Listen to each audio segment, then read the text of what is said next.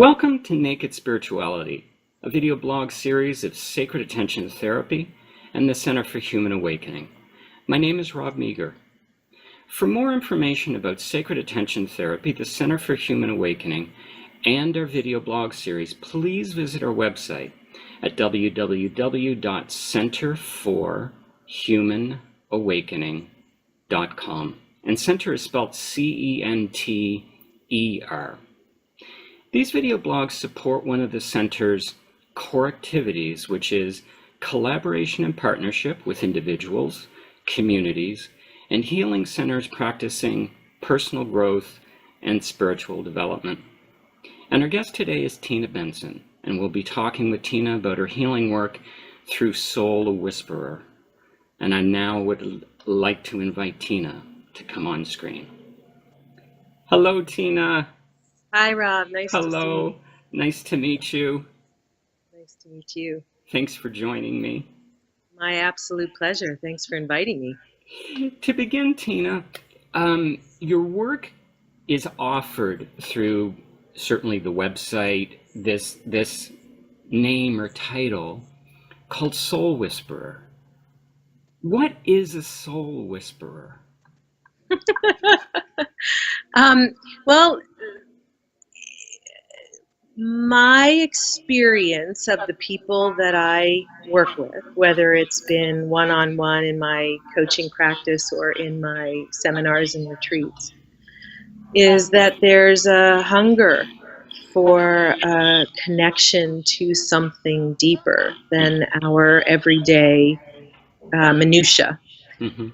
And that people are hungry and they're longing, especially in our culture and Western civilization, where the predominant value is on doing and more and better and more accumulation of material things. The more we accumulate, the more hungry we feel spiritually.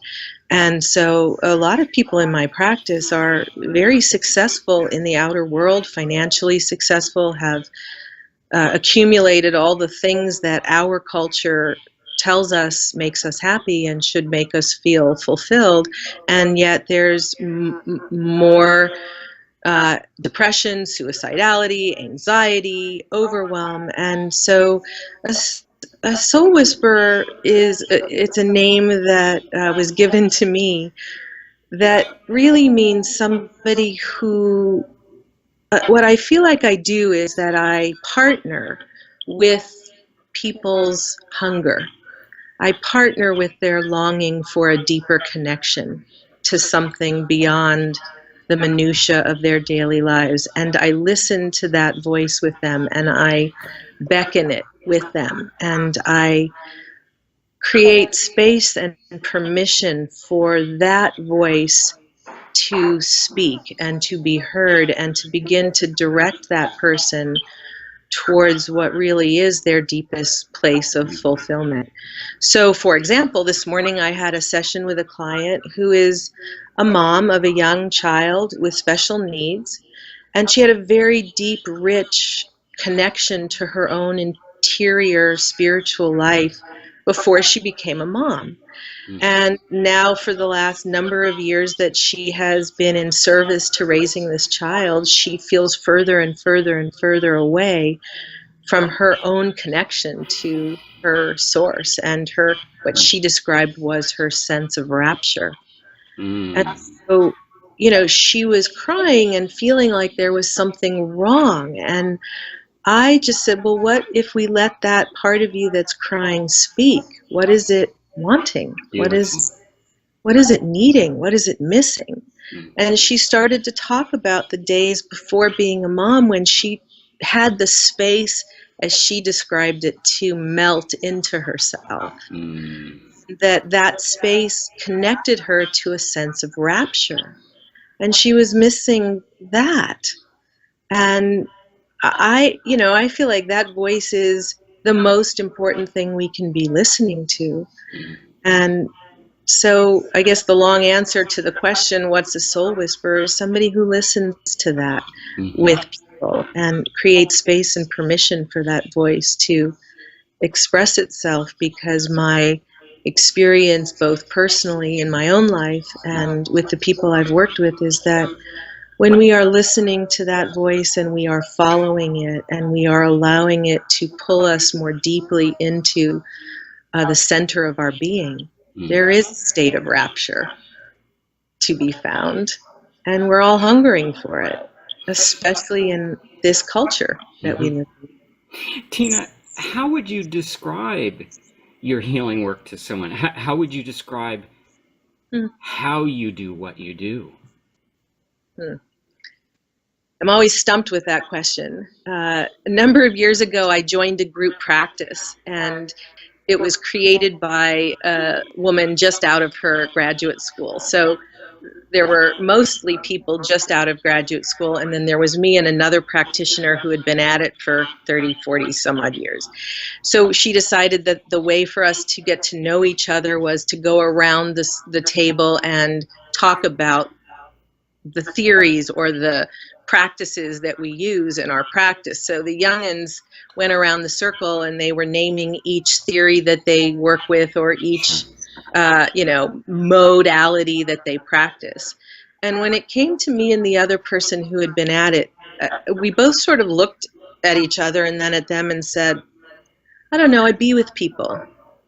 I get really quiet and I get really present and I empty myself of anything other than receiving the person in front of me as deeply as I possibly can and listening as deeply as I possibly can. And all of the years of my own personal journey are sort of sitting on my shoulders with whatever wisdom might relate to what they're bringing to me, but I never know where a session's going to go. I never have any idea, a preconceived direction I want to take the session in. I get emptied and I get present and I respond in the moment to who's in front of me and what's in front of me, and I love them with all my heart, and I want for them their deepest joy and fulfillment and rapture. And I can't say, I mean, I'm more Jungian in my approach than anything I would say if I had to name anything, but I can't separate out I've been on my own journey now for 50 years, and I can't separate out a moment from my own personal journey from the being that I am when I sit with somebody or when I'm in front of a group. It all comes to bear in that moment. So I've long ago surrendered identifying myself as a practitioner of this modality or that modality. And what I do is I show up as a being with a deep practice of my own and a willingness to let the creativity of the moment between me and the other person or me and the group to allow a spontaneous, organic arising to unfold. Are you okay talking briefly about the Jungian influence in your work? Because your website describes you, again, labels are just labels. I mean, we give the meaning to the words we use. But on your website, it beautifully describes you as a transpersonal, Jungian-oriented spiritual teacher and life coach.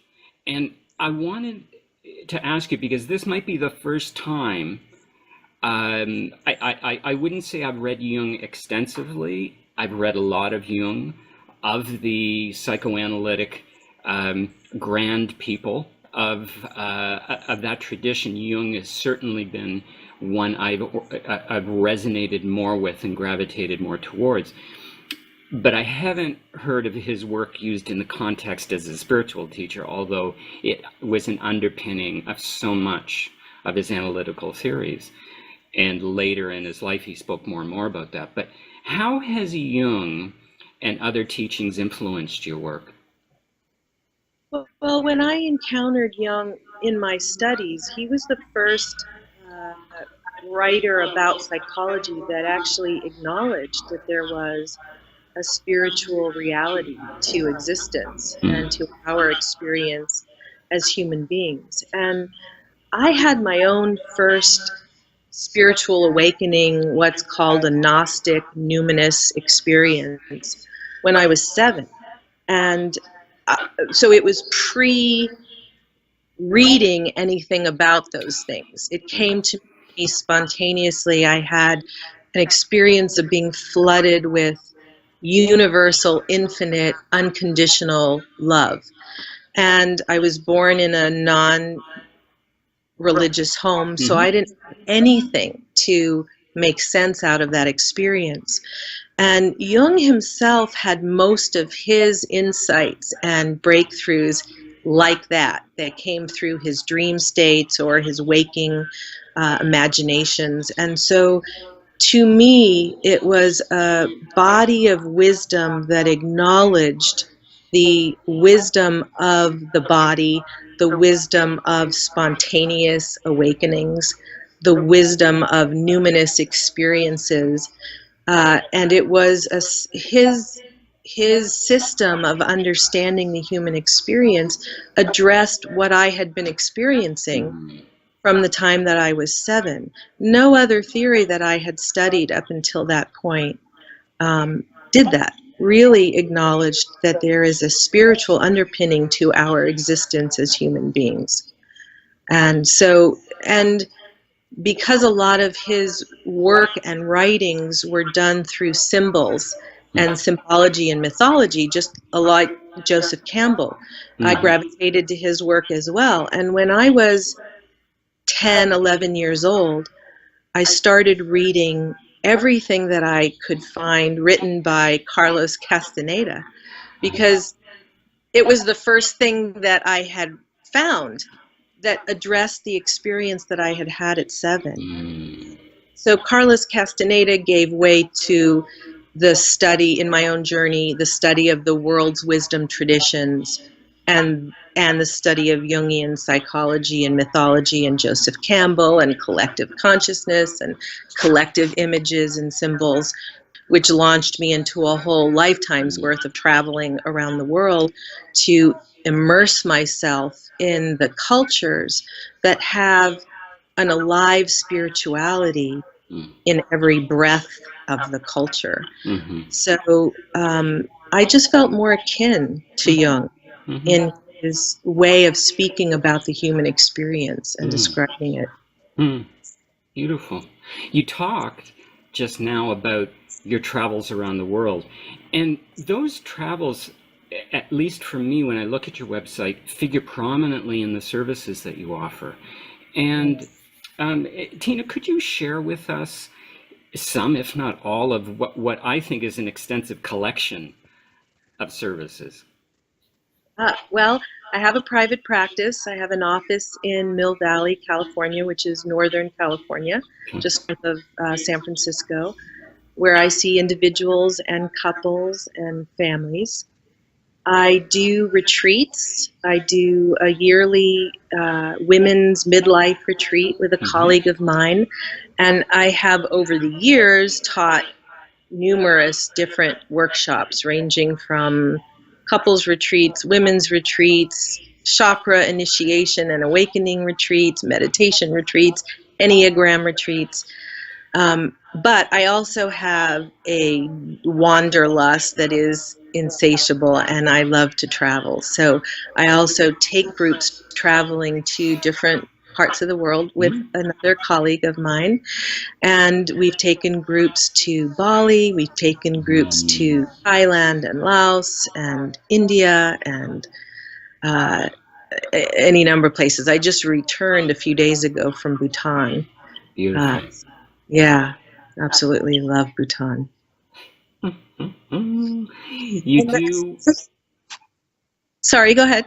I was going to say, you do a fair amount of work with women. Do you also do some work with men, like men's retreats, men's groups? I wouldn't presume to lead a men's group because I'm not a man. there are men in my private practice, and I've certainly worked with men as part of couples or families. Yeah. I have in the past done men's women's retreats with a colleague of mine who is a man, and we would do some of the sessions together, and then he would take the men and do some sessions alone with the men while I did some sessions with the women. And those were amazing because we were really in deep, profound exploration of the other. And how is the world received and experienced and interpreted by the other? And what is gender? And how do we make sense out of this mystery called gender? But I alone would not presume to teach a men's retreat. No, I would not do that. You've written some books also, Tina. Can you tell us a little bit about those books? Well, my first book is called A Woman Unto Herself, A Different Kind of Love Story.